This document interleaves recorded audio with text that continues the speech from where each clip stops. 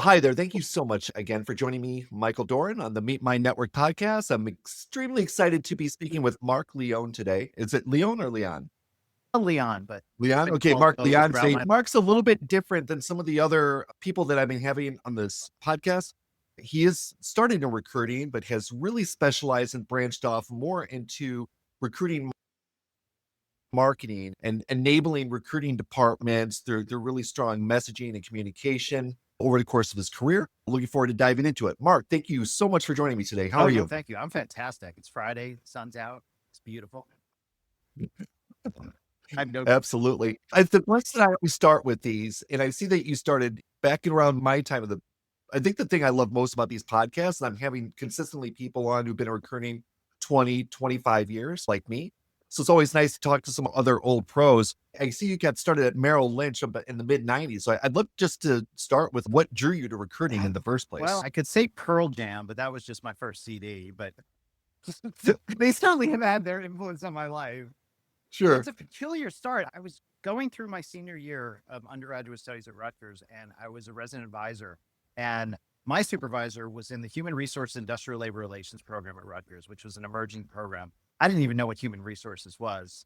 So he introduced me to several individuals and administrators and a mentor of mine by the name of Richard Beatty, who has, I believe, published over a dozen books on that subject to really talked me into the opportunity. And I just took my GREs 3 weeks before graduation and applied, and I got into the program. I mean, I think at the end of the day is I just wasn't ready to be an adult. And in 2 years, I interned with Merrill Lynch, Goldman Sachs, and Comcast Cable. I was president of our SHRM chapter. We presented to the Central Jersey Professional chapter. We did a partnership program with Columbia University, and I really just dove right in to the space because I just love the opportunity of connecting, nurturing, growing, training, advising individuals to give them the best opportunities for success in their roles. And so you continued on in recruiting at one point. I'd love to get to the point because you're so different than so many of the people I talk with. I'd love to get to the point where you started to identify that specifically marketing around talent acquisition and marketing around the recruitment function was something that was being developed and that was going to be a need for the future. So, like many of us in your audience, life happens and many changes aren't necessarily professionally driven. Some of them are personally driven. And I was in the HR management and consultation space until about 2002 when my mom passed away. At that point, I dropped out of everything. And it took about 2 years for me to really feel comfortable enough to want to work again in any capacity. And I did that in serving, where I just found a community that was so accepting and so inclusive. I was at 29, 30 at the time. I was much older than most of the people I served with, but they welcomed me in a way that to this day, haven't found anything like that again. It was a community that was of just alternative lifestyles, alternative relationships. Nobody judged anyone. No one got upset at anyone. It was just a really amazing, almost bohemian community. And I started studying my surroundings and studying the people I wanted to be and the person I was. And that's when I was awoken to the idea of every individual is made up of a complexity of layers. And so many of us judge people by the way they look, their age, the color of their skin. We don't even really get to know them. And I started to really get to know and understand people and their differences. And it was an awakening. So shortly after that, I got back into the corporate workforce and I started seeing the evolution of social media. LinkedIn was coming to its own in 2007, I believe. Facebook was open to the masses and Pinterest and Twitter. And it just became this digital connection world, which nobody knew what to expect from it. And it took a few years before it became the obsessiveness it is today. And I started looking and realizing that each platform had its own intended audience. And I said, that's interesting. It's based around the idea of community. And I also started seeing that there was a war for talent. We weren't necessarily given talent based on what our brand name was, what our company name was, what logo was showing up on a website. And so I pitched the idea of what today is now a recruitment marketing manager, the idea of the creative side of soliciting and nurturing and building new talent, whether that's through talent pools, whether that's through creative campaigning, paid and organic. And it took a few months, but I was at Aon Consulting at the time, and they bought into the idea and said, okay, it's your job now. And so I started doing that. And the very first thing was our Aon Career Experience blog. And it's so weird saying blog now because it's such an archaic term and it's only been about 12 years. But it still feels like an OG term. So over the course of the next couple of years, I interviewed 40 plus individuals in, I want to say 14 countries around the world. And these were individuals that were connecting to their community, but also doing some phenomenal work in their professional lives. And it was fantastic. It was just amazing. And I loved it. My favorite story was a woman in Vancouver that coached soccer with her children and the team that she coached. And she just loved talking about it so much. And that was, I love that conversation. To this day, I still remember that conversation. And that was that. And so after that, I was just all in. In 2019, I did a consulting gig with Warner Media. And that was one of the biggest challenges I faced. And my challenge was, people know us by our name. They know Warner Brothers, they know Discovery, they know Warner Gaming, they know HBO, they know Cartoon Network, but no one knows the brand, the umbrella of Warner Media. We want you to build a talent community and build a framework for a newsletter that encompasses everything in a one channel. So, okay. And in 3 months, we went from 27 people in our talent community to 17,800. That's incredible. Well, Totally how? innovative approach. So what I did was I looked at the top schools for screenwriting, journalism, production, direction, filmmaking. But I also looked at the top schools where we had offices around the world in England and Barcelona. And I created a template to invite people to the talent community. And I placed the template as a job slot on LinkedIn and rotated them every 48 hours for 3 months because no one said it had to be a singular job.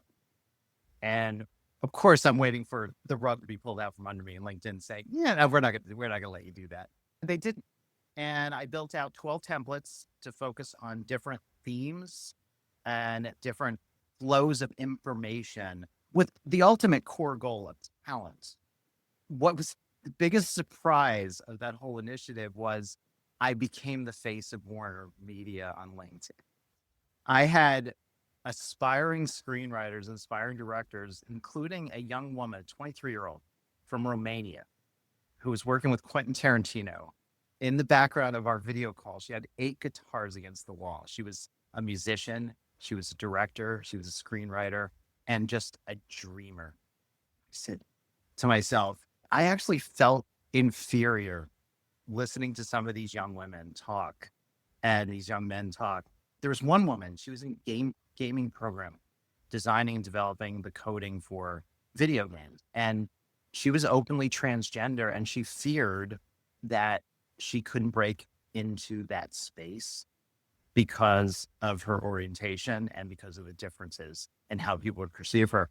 And she talked to me and asked for my advice on our call that she didn't want a job.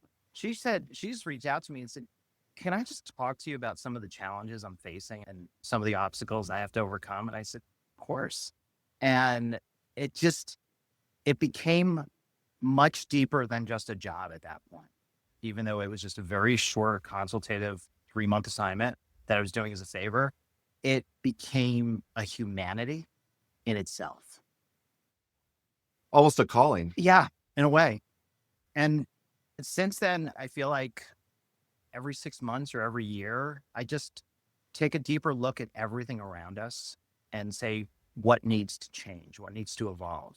And I think that's the difference between aspiring, passionate individuals and just people that want a paycheck. One is doing it to just maintain a consistency in their life, a comfort level in their life. The other is doing it to continuously change and leave a legacy.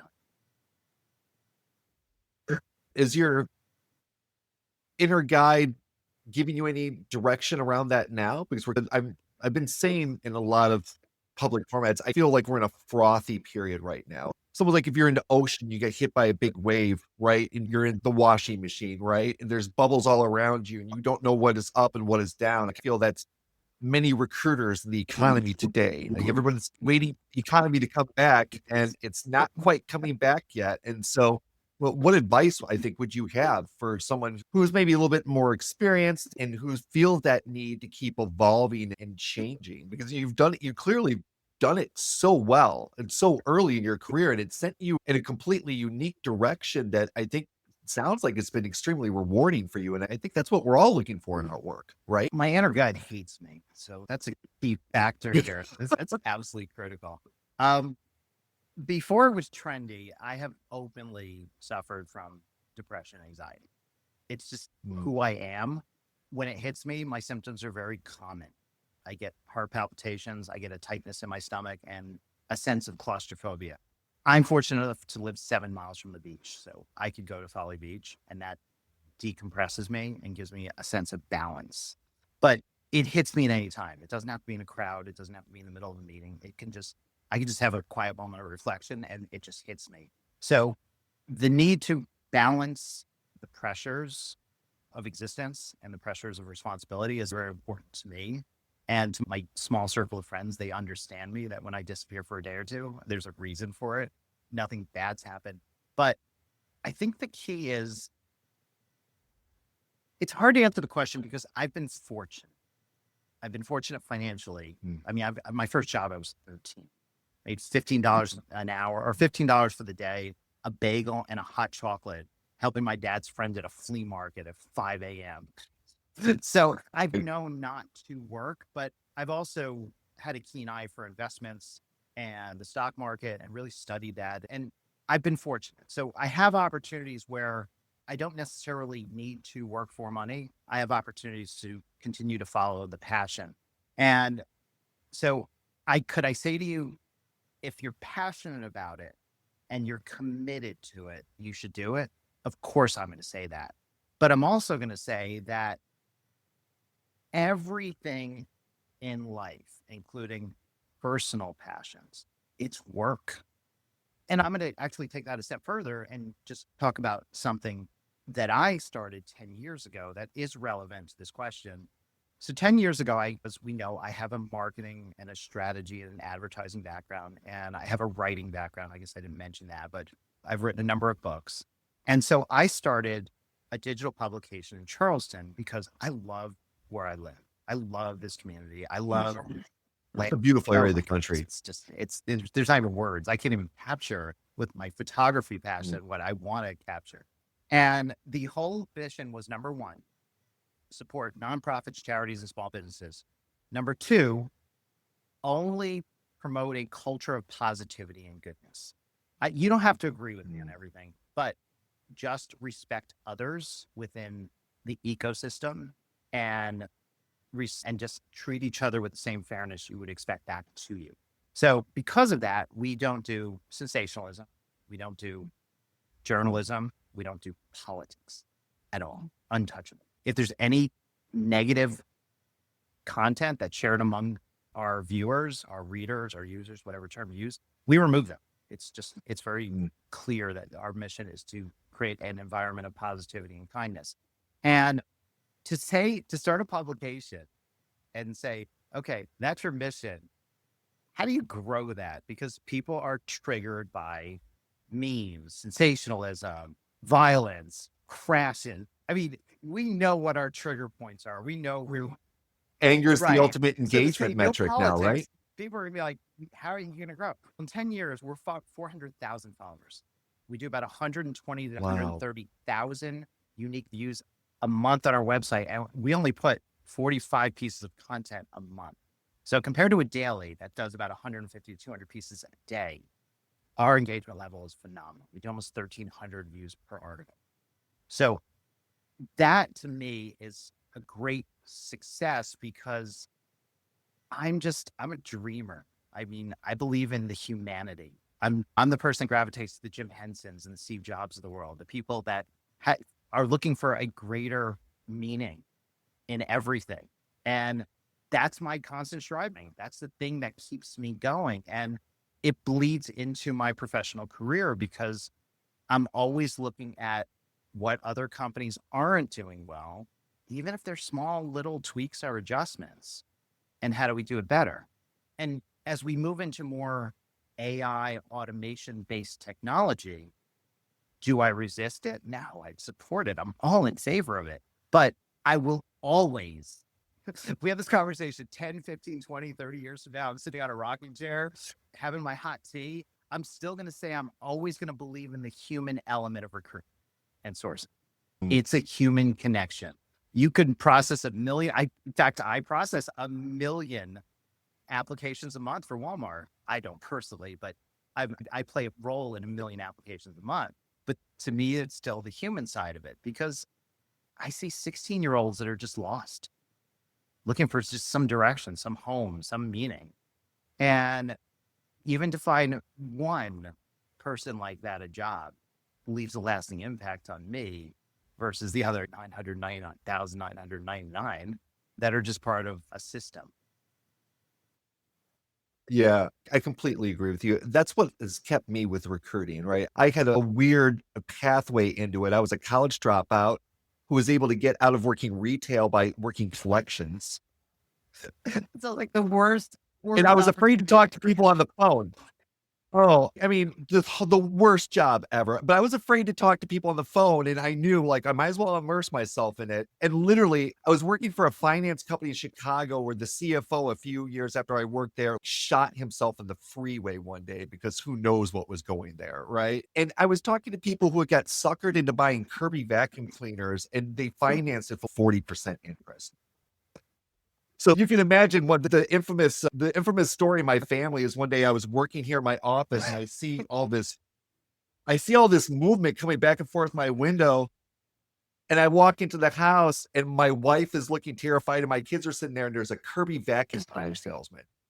And he's starting to take out, and I look and he's got this big box that's got 100 different parts in it, and they each have their own plastic holder. And I walk in and I'm like, hey, do you know what my first job was? The guy looks at me, I'm like, I collected money from people who got suckered by Kirby vacuum cleaner salespeople. And the guy just looks up with fear and I'm like, you can leave now, sir. I thank you for your time. But it was really hard for me to get into it. I was able to work my way up to customer success or service at the time. And then I got an opportunity I went to a job fair. They used to have these things called job fairs where you go with a whole bunch of resumes and you could actually get a job at the job fair. And I talked to a recruiting company and the guy liked my voice, asked if I ever thought about being a recruiter. I'm like, it's got to be better than customer service. I took a $10,000 a year pay cut. My whole family told me that I was crazy to do it, but I just fell in love with it because for me, recruiting is a service position, right? Like I'm serving people and allowing them to get better jobs, to be able to provide for themselves. I'm serving companies by helping them find the right talent that they need to meet their business objectives. And it's just a win-win. And unlike salespeople, when I'm really successful, you're not going to like double or triple my quota for the next quarter generally, right? So we make 20 to 30% less than salespeople, but we have about 40 to 50% less stress than salespeople. And so to me, that's a good handoff. And I love the fact that so much of what you've done has been really centered and focusing on helping other people and help people develop. And I'm sure that you've had a big impact in doing that at Walmart where you're working fractionally now. I'd love to get into how were you able to get up to a million monthly hourly applicants for the first time in company history? I mean, what approach did you take when you set out to help them with that? Because I'm sure that they've got constant sort staffing needs because they've got so many locations across the country and across the world. 7 years ago, I don't know the details, but there was a rift between Walmart and Indeed. And because of that rift, Walmart, the number one employer in the United States, was not on the number one job board in the United States. So the only way to get jobs onto Indeed was to manually post them. So 4,600 stores, each store manager or people lead was responsible for posting their own either manual easy apply jobs or paid sponsor jobs or Indeed hosted events. So that was the first challenge I had to come to grips with. The second part was we had no reporting. We couldn't pinpoint what stores truly had needs other than just guessing or a manager calling us. Number three, I was the first recruitment marketing manager for Walmart US stores. So my existence was nothing to anyone. I wasn't on anyone's radar. So that's what I walked into. So step one, I need reporting. And so I worked with our product team to develop what we call a talent crunch report. It's a weekly report based on 12 categories. And we look at attrition rates, number of minors, number of hires per month, population, who our competitors are. And based on that, there is a designed algorithm that factors all of those 12 categories and gives them a critical mass score. So every week we have rank 1 to 4,602. And that's our top stores that need critical attention. So getting that, which was about a little over 2.5 years ago, that was the first step in beginning the evolution to getting to where we were. Now, at the point when all of this started over a period of the last 24 months, we went from 380 to 410,000 monthly applicants to last month, we did 1.1 million.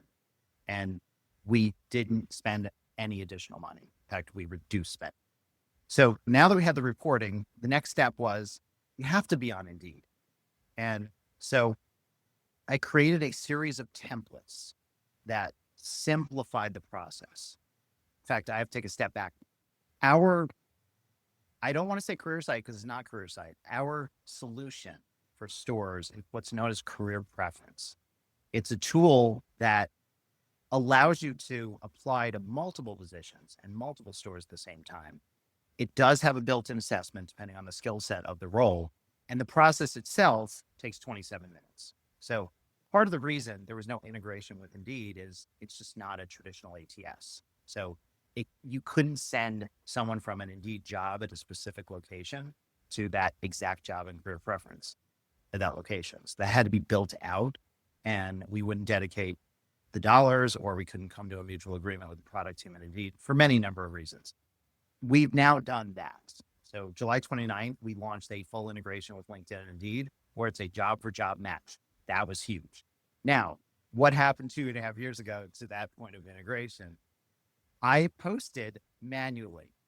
Up until the first 6 months, I could only send 20 emails at a time with the template that I had built out, that it gave step-by-step instructions, gave really some selling points, like what are the drivers of a career versus a job, and of course, the value proposition, who we are and why you want to be part of Walmart.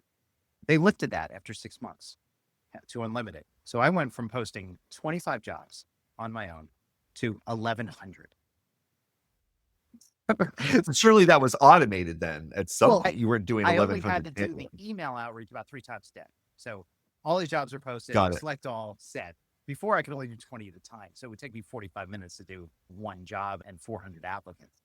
So that was a big step of success. And what was so interesting was that 27-minute process was very confusing to people. Whether you were 16 or 80, it was not a user intuitive process. So by providing step-by-step guidance and instructions, we had a tremendous impact on conversion success.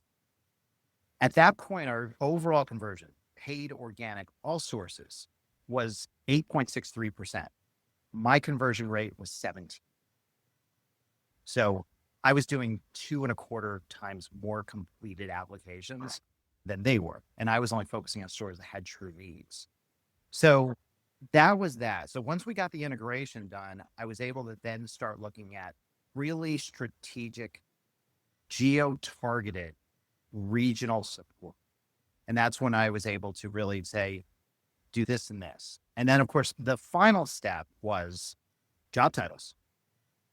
I looked at all of our job titles. We had 78 of them. In fact, I think we only used maybe 60% of those. They were just archived and existed. And I said, So I used Indeed research, Google Trends, and 3 AI algorithms to determine what the most optimized job titles were to give the proper understanding of what the job is without reading the job description and get the most visibility. We piloted 15 jobs. Every single one except for one had a 22 to 28% increase in lead generation. And the best example I can give you was we have a job title, Asset Protection Specialist. Only 2 companies in America use the title Asset Protection Specialist, Walmart and Target. It's a loss prevention specialist. And so we changed that. That was a huge impact. We actually had less people apply, but we had a higher conversion rate because people knew what it was. And the second one was online shopping associate. I can't tell you how many hundreds of people reached out to me on Indeed and said, "Can I work from home?" I said, "No, you're a personal shopper." So once we changed to personal shopper, changed everything. So those are really the key trigger points of success that led to that real overarching leadership success of cost savings and increased applicant flow. And of course, my goal has always been increased quality. In fact, the driving Wow. measure that I have been basing everything on is a category that we have, which is how many qualified applicants per current open. So my goal is 5. And we went from 983 stores that had under 5 down to 120 in 8 months.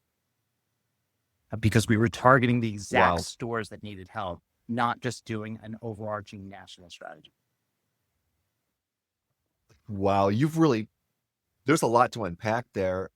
A lot of very similar to what I hear about people building products. And just to summarize a little bit, so you started by getting a first baseline and what the data was and what the data that you needed was.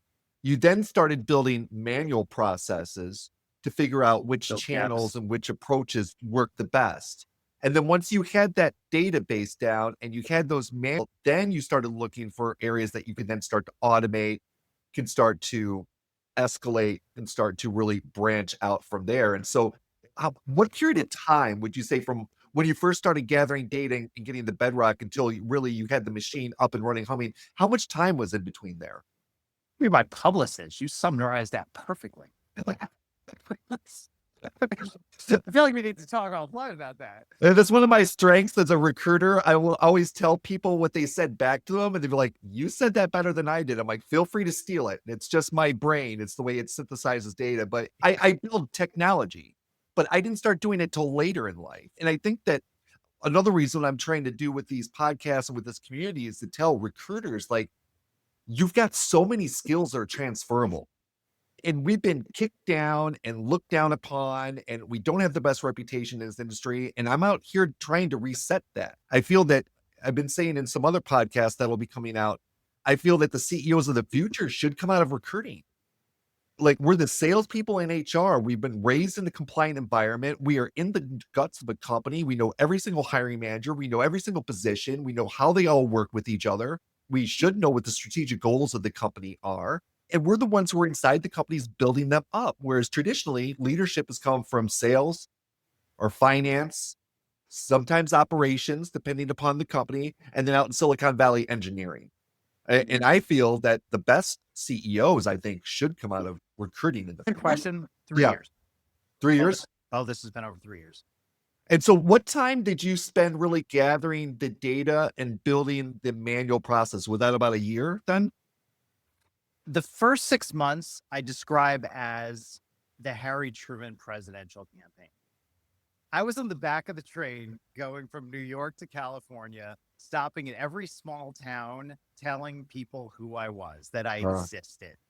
And until I developed those confidants, there are regional managers, people managers, store managers that I have on speed dial now, that if I have even the basic question about understanding something within the giant thousands and thousands of microsites of protocol at Walmart, they're there for me. So you were actually literally physically traveling around meeting. No, I was Oh, calling. Oh, just okay. So just virtually then. Just virtually. Really And just building that network internally and finding as many different people that you could work with and explain who you are and what you're doing and what effect you could bring to their business. correct. And then just some of the initiatives, the manual postings I just start doing on my own when I Sure. have that reporting. But now the next step is I've already thought about the next phase. That's the strange part. I'm not done with this, but I've already thought what's next. And what's next is three things. Number one, an actual talent community. We don't have one for stores. It was always shunned upon. I was told we'll get 1 million people in the first day. I said, no, you won't. Right. Let's just dismiss the obvious. I'm trying to build a community. Let me tell you, you start slow. Right. But again, sitting on the laurels of this is Walmart. Everyone wants to be part of Walmart. Let's not go there yet. Let's see what happens and build out the templates, build out an understanding. And so number two is how do we have that consistent messaging about investment in our associates, opportunity through training and development? 75% of all of our salary positions at Walmart stores started hourly. 75%. We have people that have been there 40, 50, 55, 60 years. And we've never really gotten that message across effectively. And the third part is we want to celebrate those inspirational forces. So this is a great story. So in Walmart's world, and any Fortune 100's world, if you pitch anything that involves money, it takes weeks, months before anyone will even give you the time of day. And usually it's, let's talk about the next budget cycle. It generally has the same outcome. So I watched a video of a high school in Oklahoma, and they got students who were just inspired. I mean, career, life-driven inspiration by these teachers. And they did these testimonial videos. And these teachers were called in without knowing why. It was more of a ruse. Let's just talk about your work. And they were showing these videos. And then the great reveal was the students would come out and they captured this emotional moment. And I said, I want to do that. And I want to start with Jane Marshall. Jane Marshall retired in July of 2023 after 40 years. She was the first female store manager in the history of Walmart. She was a pistol, like no holds barred, no filter, but she will take care of you till the end of time if she believes. I mean, she was just hard knocks, very protocol, very process driven. But if she had to go cut a corner, she would do it because it was the right thing to do. She was just that kind of human. And it got approved in one day for $100,000. Wow. So how the hell would we do that? So I reached out to our production company. We'd worked for about 8 years. And I said, this is my vision. I wanted to take every corporate video protocol and throw it out. This is not a corporate video. I want to capture that real moment. And I want people to know just how important our leaders are and what impact they make on everyone's life. Because the key was a small population can be very loud. And when you look at populations like Reddit, Walmart gets slammed every day. I mean, for nonsense. But it's just a small, loud group of individuals. But the perception of what they're saying has gravitational pull. So this is one way to offset that. And leadership subordinate relationships at the store level has always been under attack because people talk about Walmart as if it's a high school environment. There's dating that's going on. There's people talking behind each other's back. There's rumors. I'm like, that's just life, people. It's any big, Go to next any big door. corporation. It's any big corporate. I saw that stuff at Google. Go to a cul-de-sac. Right. So what happened was the projects at the time, my supervisor saw like a large scale. We could expand this. We could work with corporate comms and we could do a video series that could really change. And we had never done anything like this ever. So I got pulled from it. 3 months go by of just all kinds of just back and forth, what to do. So I finally just took it back over. And I reached out to several key individuals that helped me identify who should be involved in the testimonials. Are they well? So I got all these people on calls. I talked to them, pitched the idea. They were all in. I got disclaimer and consent form signed off, and I got the project back on schedule. And then I was just given the project lead. It's like, just finish this out. And we're about a week away from the first one being in post-production and being ready to launch. And we are doing a company-wide release of this first video because it is, I mean, I've already seen some of the raw footage. It's incredible. Absolutely incredible. Really It just telling the story behind the people at Walmart. it is, because with our first video, we had testimonials from a gentleman in his early 30s to a woman in her 60s Mm. at all different career moments that were defined by this one leader. One told me a story that is going to carry with me forever. Is there was a vagrant family outside of a Walmart store in Missouri, and it was a family, husband, wife, 2 children, and a dog. And the associates didn't know what to do, so Jane went out there with food and dog food, and just sat with them. And nobody knows what she said. And they left shortly after that. But the theme around that story was she treated them as if they were humans, Sure. that they weren't a homeless family trying to get out of the cold. They were just not in a place that most people wanted them welcome, but they were still needed to be treated with the same level of respect. And she did. And that's just the person she was. And these are the kind of stories that came out of this. And in fact, even when the reveal happened and they were off camera, she even told one of the young ladies that was part of the project, "Yeah, you're not there yet." So I mean, everyone else like doing a phenomenal job, but she was still being her. She was still being that leader that said, "You'll get there, but there are some things in your leadership style that still need some help." And to me, that's a huge compliment. Like, she could have flaked over and said, "I can't believe y'all did this for me. You're all amazing. You're all wonderful." But she told one that you're just not there yet. And that's respect with a capital R. Absolutely. Before this conversation, we were talking, we have both worked at Aon Hewitt. And then there's a gentleman there named Artel Smith. He's the CHRO. I came into a project. I really impressed him. I was hoping to maybe go full time at Aon Hewitt, and he did something so much more valuable. He brought me into a room. He did some type of executive exercise with me where he had me break myself down in all these different areas, and he's putting these quadrants up on the board. And he helped me realize like I was getting defensive to feedback. And my defensiveness to feedback was holding me back. And no one had ever really just brought it out and put it in front of me and said, "Michael, this is it. This is what's holding you back."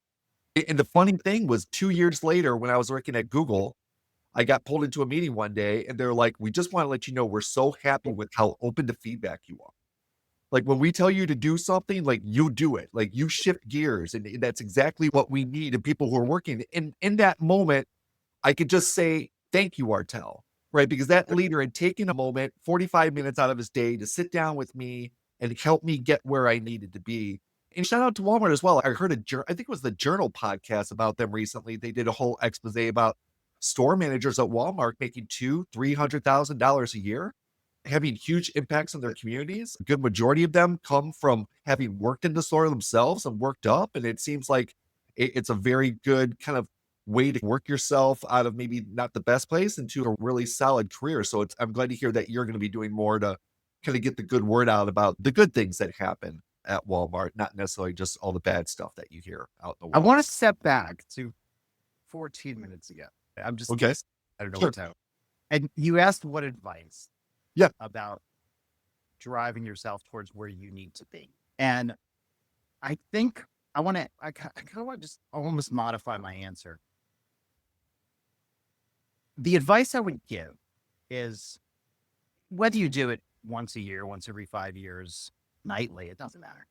Look back at your career and look at those catalysts of change, those individual moments, those individual periods of time that shapes who you would become, whether it altered you to a different path or continue to spear you in the direction you were going. And when I do that, there's several things that really just immediately hit. Number one, when I was an intern at Goldman Sachs, it was 1996. I think like $38 an hour. That was like gold. Yeah. And I was in the compensation team. And during compensation review, we worked till 10, 11 o'clock at night. And we had a town car. If you worked anywhere in the tri-state area, Pennsylvania, New York, New Jersey, Connecticut, you got driven home. Wow.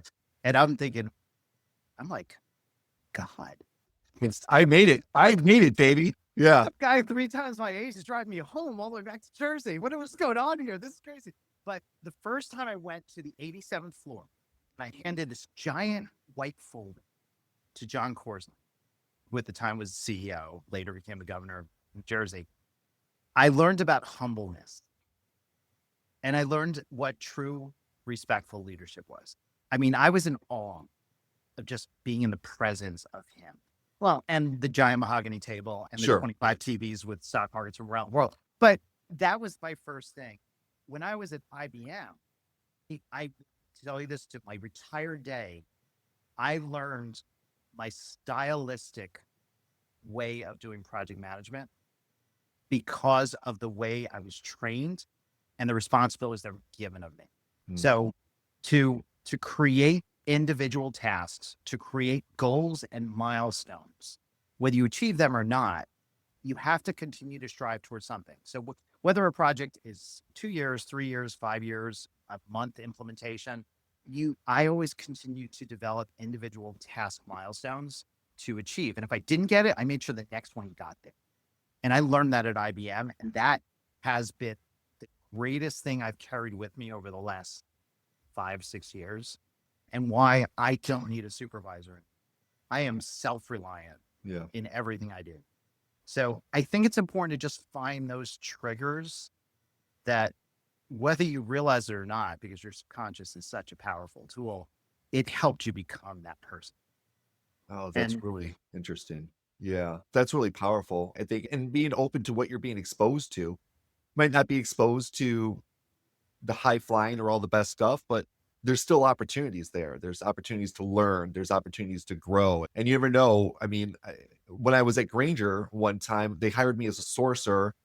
That's not what they told me I was going to be doing. It's not what they told me the first day I was going to be doing. I didn't really like doing it, but I went out and did it. And sure enough, they ended up getting rid of one of the full-time recruiters. And I stepped up into that person and then was involved in a big project that came in under time and under budget, and we rocked it. And I met my recruiting mentor from it. Right. And at the beginning of that project, I was out interviewing at other companies because I wanted to get out of there as fast as I could. And it ended up being a transformative part of my career.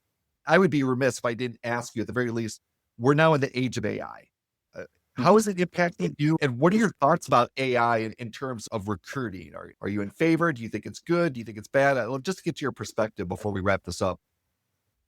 There's a lot of subjective buzz, but it's still very infantile in what it has the capability of doing. The best quote I ever heard about AI was Robert Zemeckis. He was on Mark Maron's podcast, WTF. And Mark said, so your new movie here has AI right at the beginning with the dinosaurs. What do you think about it? He said, film, like anything else, is about continuous change. Mm-hmm. You adopt it. Sometimes it works, sometimes it doesn't work. You don't lose your traditional values. But if you just refuse to embrace it, you're going to lose. Mm. And that made all the sense in the world. So as a tool for developing templates, developing job descriptions, developing title adjustments, it's a phenomenally effective tool. Is it going to remove jobs? Absolutely. Is it going to create new jobs? Absolutely. The question is to yourself is, look at where the trends are. Stay alert. I mean, if you just sit back and say, I'll just wait till the day where I lose my job because some AI chatbot is going to take it over. That's not the way it works. But if you refuse to continuously learn the new technology, you're going to lose. I mean, I remember at Comcast Cable, we kept our resumes in a manila folder, and all of our job openings was a tape recorder answering machine that I did once a week. And if I screwed up, had to start over again. So that's 1997. So I think we know where we are today. No, I think it's necessary because the volume of applicants will only grow as the world population continues to grow. So the need to efficiently parse through that top of funnel is absolutely critical. And I embrace when it gets better and better. It's so funny. I spent 20 months at Snap-on Tools in Wisconsin once in the HR supply closet. My computer was the computer that they used to take the pictures for the employee badges. Whenever someone lost a badge, I'd have to go walk around while they used my computer to take a badge. And my ATS was one of those metal stacks with manila folders. And I just think about like how efficient I was then, even to where I am now, and just what I've seen across my career. It's been transformational. It's just been night and day. But I agree with you. Okay, I think we probably need to do this again in 6 months. You and I could talk for hours about different topics. I want to thank you so much for coming and sharing your perspective, sharing a little bit about your journey to where you've gotten today, and the importance in marketing and recruiting.